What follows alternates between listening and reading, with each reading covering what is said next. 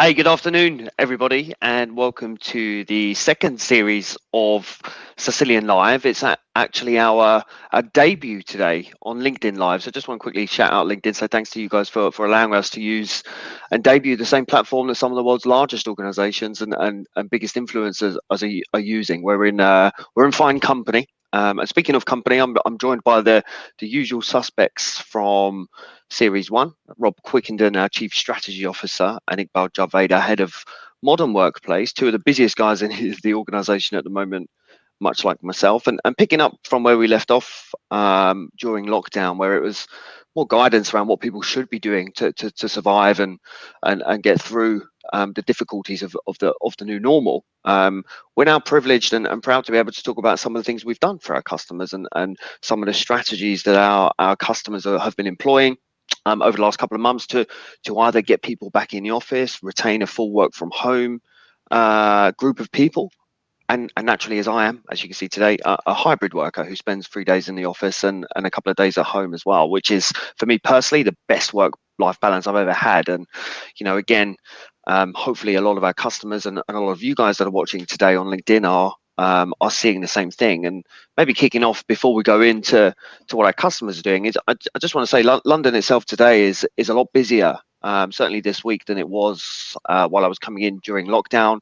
Our building, Heron Tower, managed by Salesforce, is doing a great job. You walk in the building, there's a zigzag system to keep everyone away from each other, and some great use of tools to make sure temperatures are checked on arrival. Getting to the office where Cisilion are on the 17th floor, we've got some of the most advanced zero touch technologies, wireless headsets, meeting rooms that activate when you walk into them based on the devices that we've invested in, to enable us to have a real seamless experience where we don't have to touch too many things and put ourselves at risk. I guess today very much we'll be talking about how some customers are keeping their workforce at home and what they've been doing.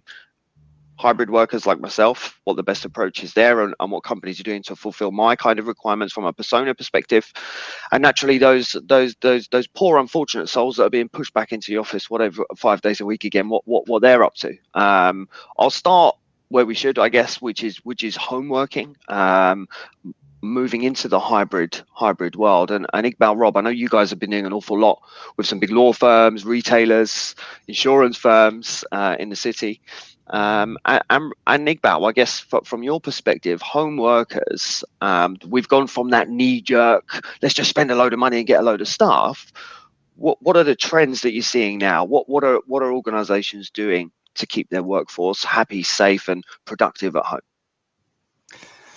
Yeah, first of all, glad to be back. It's been a good few weeks off, so I've definitely missed you guys.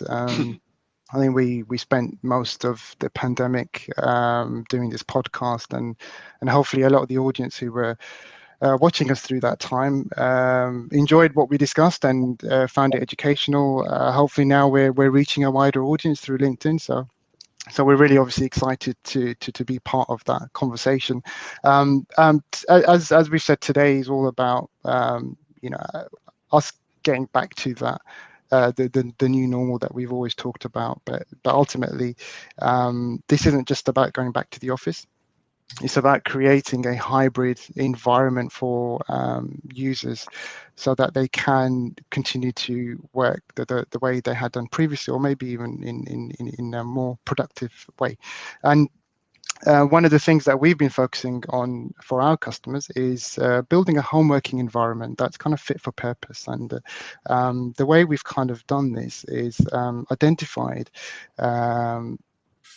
types of personas in every business. We don't all work in the same way, and majority of the enterprises, or even kind of mid-market or small to business, we kind of tend to. I'm just going to share my screen. I don't know if you guys can see my screen. It's the first time we're using this platform, so I just want to make sure you guys have got visibility of this, and it looks like we do. So there's three key things as part of a home working solution. As I said, there's three key personas.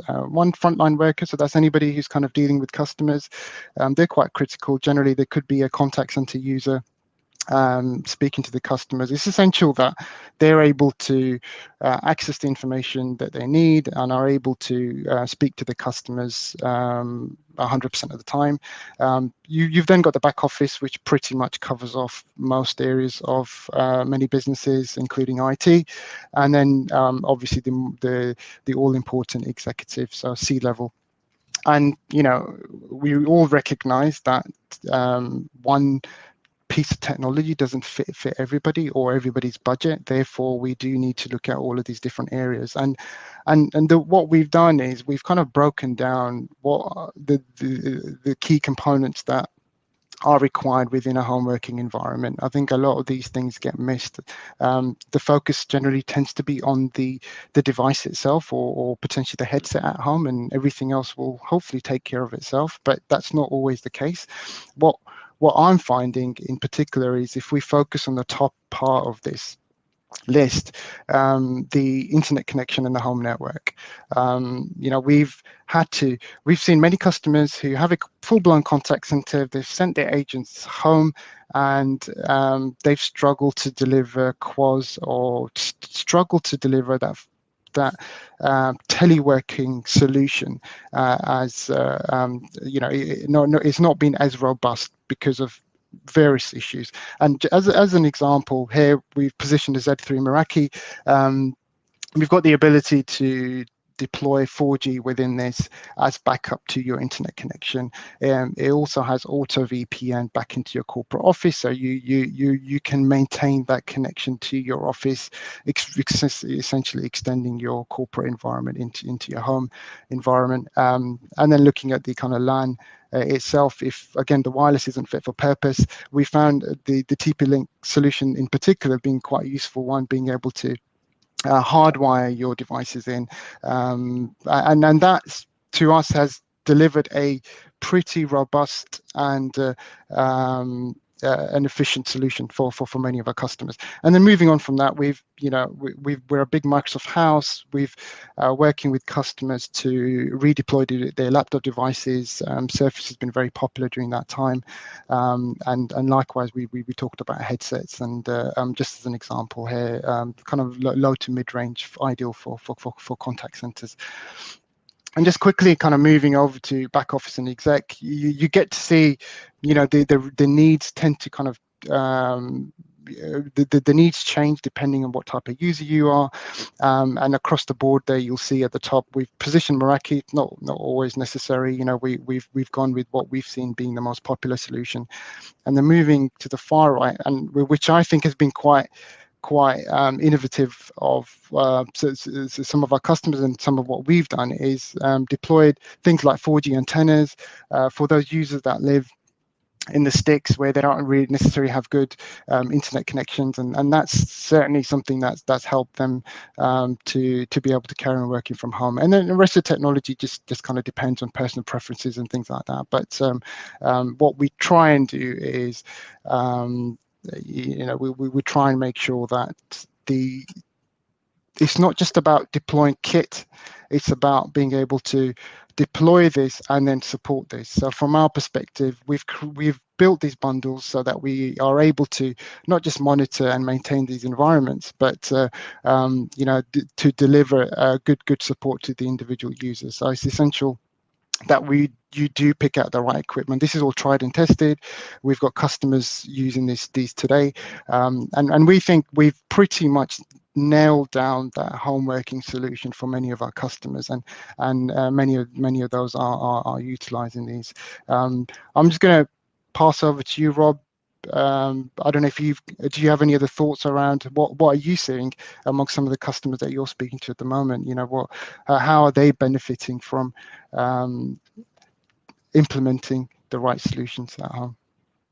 Yeah, thanks, Iqbal. And I think really good summary, and thank you for putting these together for everybody onto the slides. And I think there's of course other device choices and things that you may have depending on your own personal preference and brand choice and technology choice that you're using. But I think actually the key for me, I think, is defining a standard so that you can support it, and to make sure the vendors that you choose and the vendors that you work with support the wider strategy. So you've probably got strategies around certain types of headsets or room equipment and things that you use. But I think making sure that those devices can be monitored and managed and updated and have decent warranty with them, and all the things that are important when you're buying equipment for an office are now equally as important when you're buying from home. And I think, you know, we learned some very early lessons. And again, as probably many of you did during the initial lockdown, there was a very much of that knee-jerk reaction of, I've got to get things for people, I've got to buy them laptops, I've got to buy them headsets. You know, health and safety and HR kind of go a little bit crazy at times, because you've got, you know, people huddled over laptops staring at their monitor getting a bad back. So I think, you know, one of the things that I'm sure many of you have done, or if not, you'll be doing now, is, you know, you may need to think about the equipment choices and the need and almost the business case for those as part of a workplace assessment, which of course happens in an office. But unless you've been used to people working from home on a permanent, semi-permanent basis, it's quite rare that those workplace assessments are done in the home. So I think, you know, there will be pressure to do those. It is really important. I think, you know, I'm someone that's always worked from home, but I haven't yet set foot into, well, actually I have once, into the office. And I think for me, I would struggle, you know, to work if I wasn't in a fortunate position to have a place that I can call an office, and that I've got a decent screen, a decent camera, and hopefully, if you can hear me, decent audio. So I think definitely really important. I think the other thing to pick up on that slide deck, and in fact, if you wouldn't mind flicking that image back, please, is what you touched on around the network. And I think, you know, we see from some of the customers that we support and where we provide managed services for, that we have seen more so of late, in fact, a big increase in the number of support calls and queries that we get from home workers that are struggling to join video calls, that are struggling to share content, that are getting an inconsistent experience when they're working from home. And of course, IT generally are quite struggle with that, because, you know, they're working in an environment, they're on supported equipment, they're on equipment that's been provided that ticks all these boxes, Iqbal, as you say, but there is that last mile of connectivity is something that you as an organization, as IT, are not in control of. So this is really stems from, why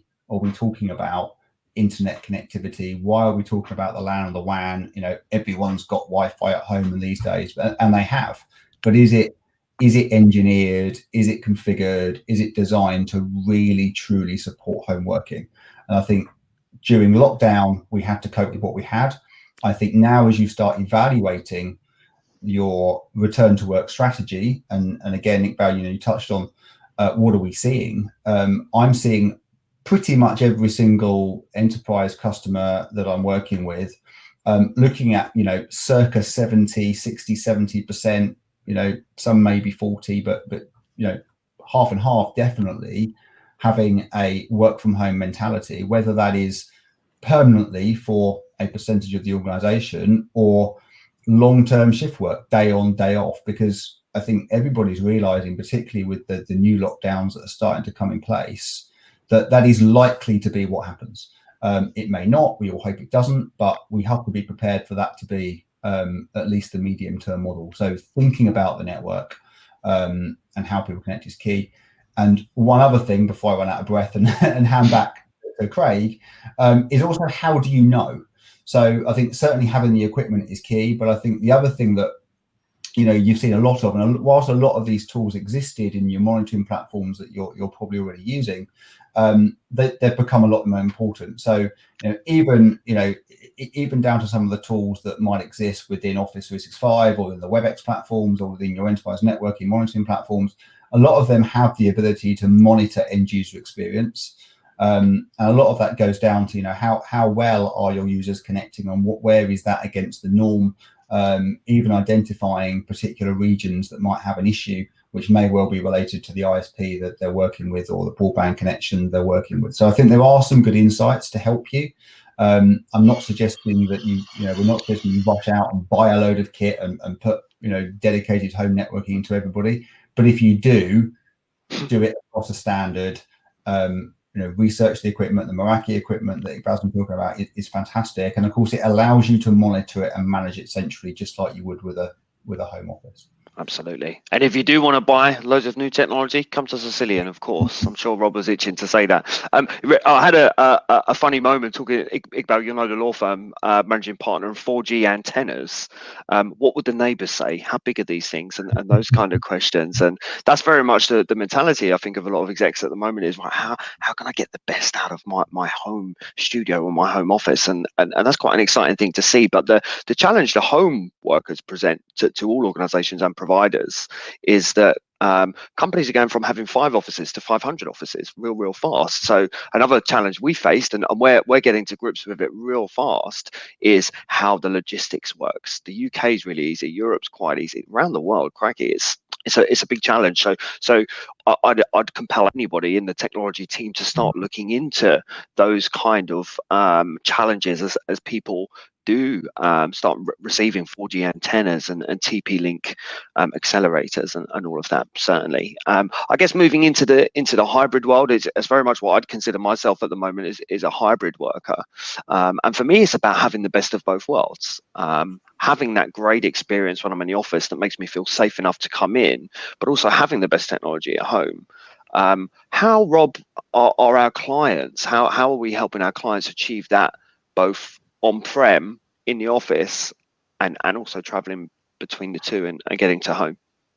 Yeah, so as another good one, Craig. I think, you know, we touched on some of these pieces, but I think, you know, what's massively changed from a meeting experience is, you know, and anyone listening on this call will say, well, you know, we do hybrid. We have people that work from home. You know, we have cross-company video calls. We have you know, partner customer calls and stuff over video. That's quite common. But I think what we've seen now more than ever, and us ourselves, is actually every single meeting you have is hybrid, and therefore it's really important to consider the technology you're using, the way it's being used, and potentially even look at how many bits of disjointed technologies that you've got within that. So some of that might be, if you think about the video conferencing call you're having, then is it just about video conferencing? And I think, you know, a lot of what we do is just that, but there's very often content to be shared. There's brainstorming or note taking and those kind of things. Do people have ideas?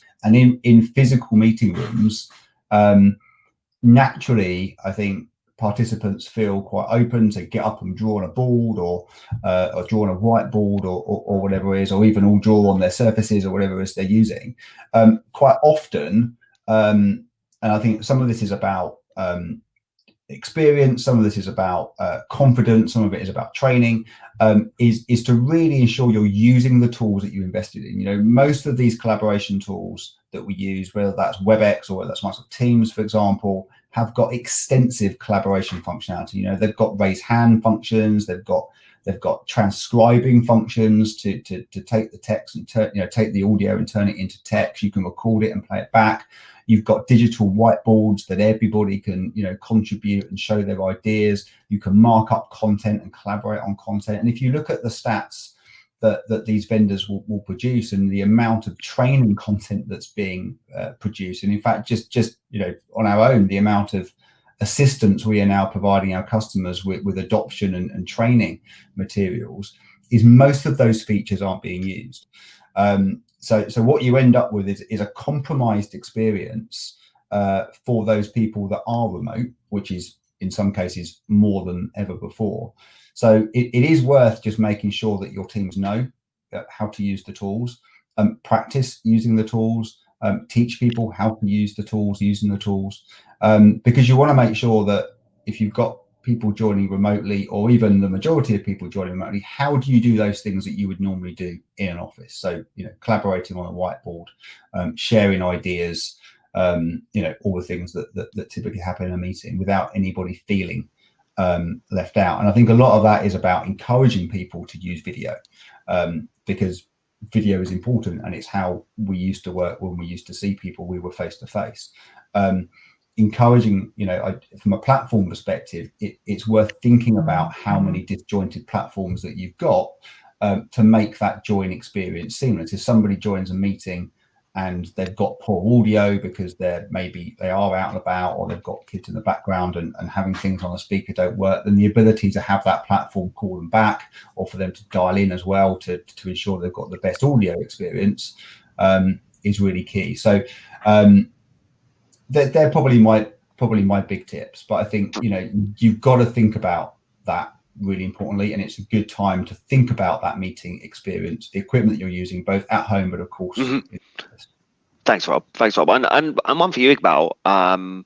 There's an awful lot of, I think it was a pleasant surprise for us, that there's an awful lot of investment happening, particularly in the city. I think those traditional legal, finance, insurance organizations investing in the most advanced meeting room technology that organizations ever have. With Cisilion, of course, with Cisco, with Yealink, and some of our other partners. Iqbal, what are you most intrigued by? What are the newest, greatest things that people are doing, which is putting a smile on our face and naturally going to put smiles on users' faces when they do get back? Yeah, that's an interesting point. I've been speaking to various people in the industry recently, and a lot of people have been saying that the office space is dead, the meeting room technology is dead, that investment is no longer fit for purpose. But I'm actually seeing the opposite. What I'm finding is, yes, organizations are redefining their office space, and they are restructuring that office space to accommodate us, because we are working in a much more different way.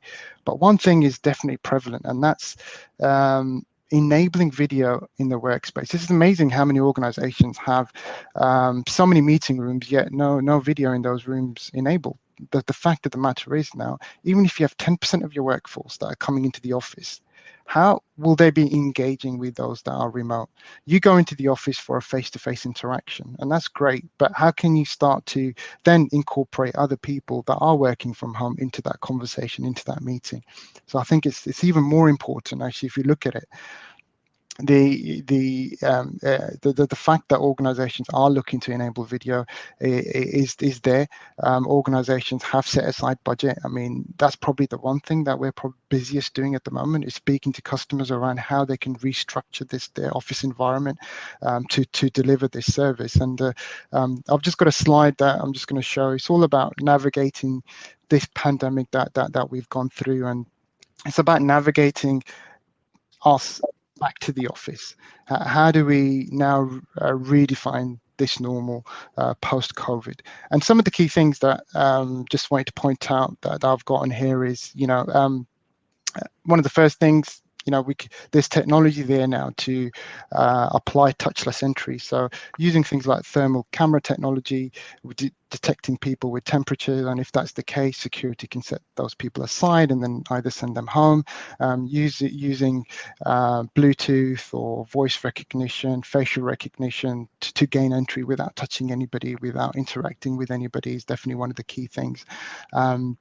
And then using things like, mapping platforms. We work with a company called MazeMap and Cisco together. We've come up with a solution which can allocate and assign desks using a mapping platform. So, before you come to the office, you put the request in and it will tell you exactly where to go, where, in fact, it will position you so that you are safely away from people, but also close enough to be with your team members as well. So all of those algorithms can be built in.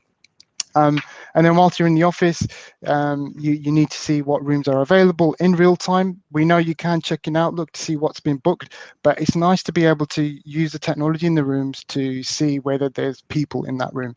And again, that information can be made available on a map. And then beyond that, there's heat maps as well. So using existing cameras and the Wi-Fi technology, we're able to build out a heat map within an office environment as well. So you can quickly work out which areas of the building is highly congested. I think you'll find in our office is usually the kitchen area, but we certainly don't need a heat map to work that one out. But in a much bigger environment, it is very useful to know. So when you're leaving the office, you're going to try and avoid the kitchen. You're going to go the other way because And the technology isn't there to isolate people or to reduce interaction.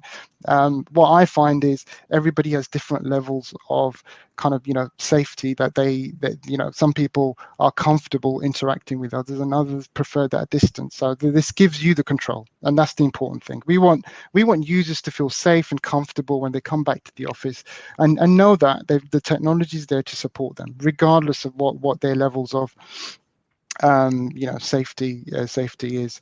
And just to kind of finish off at this point, there's other things like inserting point of interest, so you can look up where your local sanitizer is or your local exit. All of that information can be made available. And then I think once where this becomes, as I said previously, the meeting room technology is becoming it's something that we're seeing more and more companies look at, and most of this technology is now fit for purpose, considering that you've got things like facial recognition, virtual assistants, voice assistants, a touchless meeting experience where you can come in, the endpoint recognizes you, asks you if you would like me to join your next meeting. All of that's very seamless, and it's nice to be able to deliver that experience in the office. And I think that encourages users to come in, because whilst it's nice to be at home, you can have great technology at home. Having access to that technology means that gives you that extra reason to come in and to be able to have not just a face-to-face, but be able to interact with people remotely. So hopefully that's been quite useful. If there's any questions, please feel free to drop them in as we come to the end of this session. But yeah, Craig, what do you think? I mean, I know that a lot of your team are going back to the office. Do you think that they would find some of this technology useful? Oh, they are, and the Webex meeting assistant is regardless of it being a tool for lockdown or not, it certainly saved a ton of admin, and the ability then to put those transcripts and those key pieces of information against a customer record or a case in the law firm sense is really, really powerful. It makes our life easier.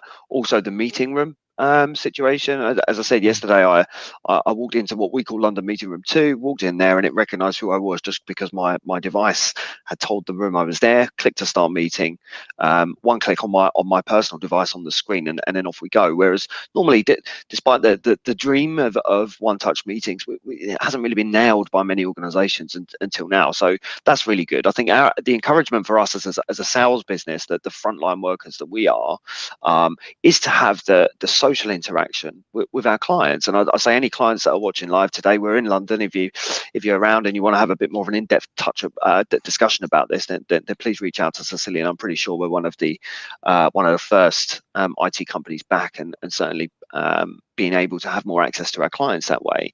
But you could kind of do that from the pub, in inverted commas, anyway. The fact that we've got this office that's really, really safe and enables us to have that that kind of morale boost is really, really good. And I don't see the workings of the heat maps, I don't see the facial recognition, but what I can see is organizations look at investing in new next generation network infrastructure that can enable all of that. Because the previous slide you put down there was all those things need to touch a network, right? It's plumbing, it's the flow of water. And looking at the client base, the ones that have kind of kept their workforce at home temporarily, they tend to be the ones looking more at the network infrastructure, right? So let's make our corporate network fit for purpose so that we can bolt on all these cool things around it. We can monitor all these cool things, generate data, and keep our workforce safe, happy, and productive. So yeah, mate, I'm over the moon, and with what Cisilion have done, and I'm really, really happy with what we're doing for some of our customers.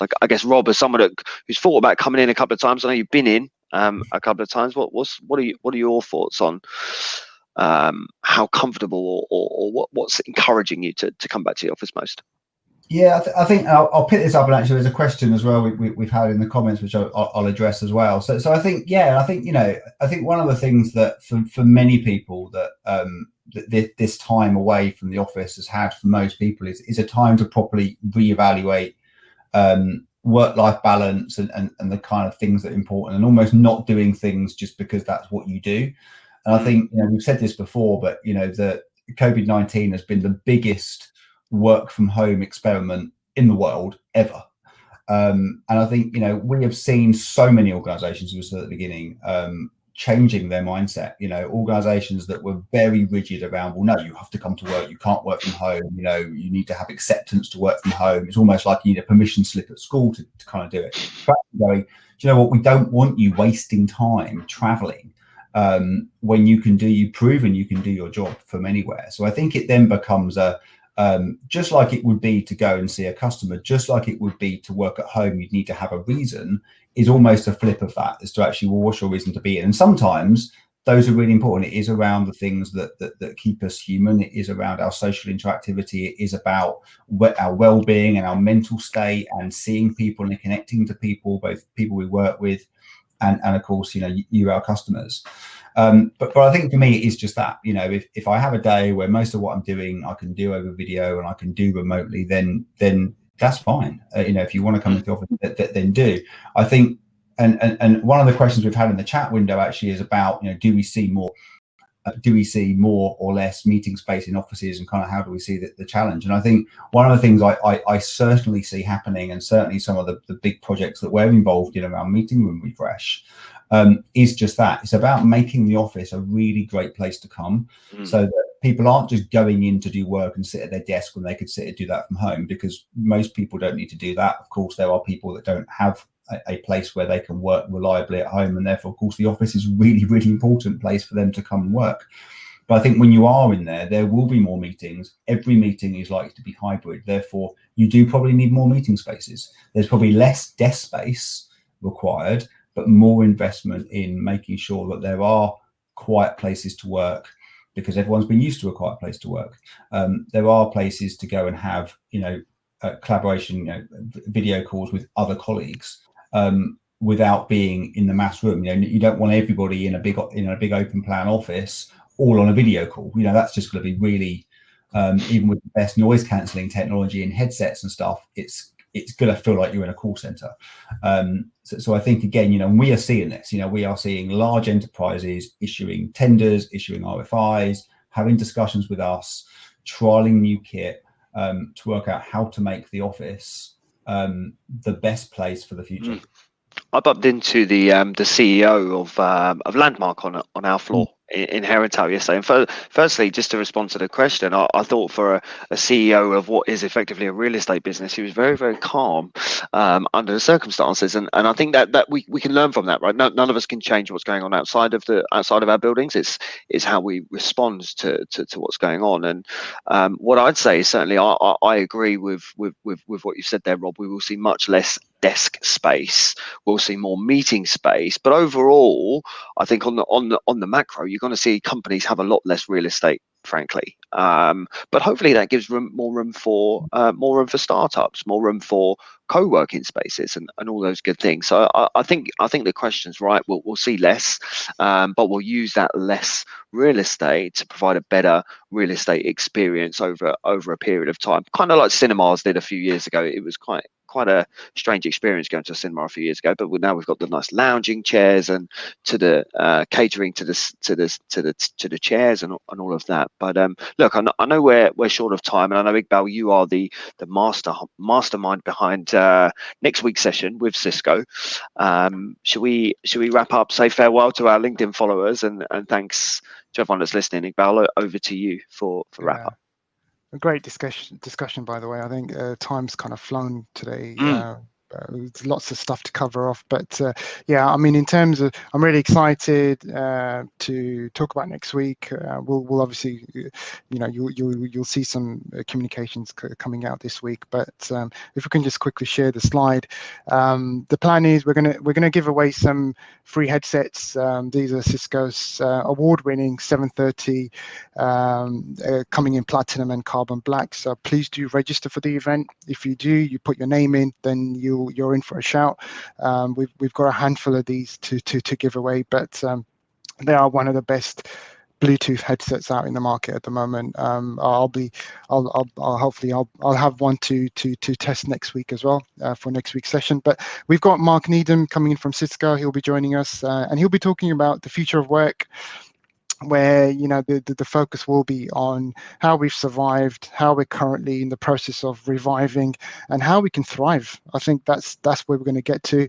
The theme is pretty much the same, but we now need to take that conversation to the next level, and we'll go into more around the future of work. But thank you all for joining us. Great to be back, and thanks, Craig. Thanks, Rob. We'll catch up again soon. Take care.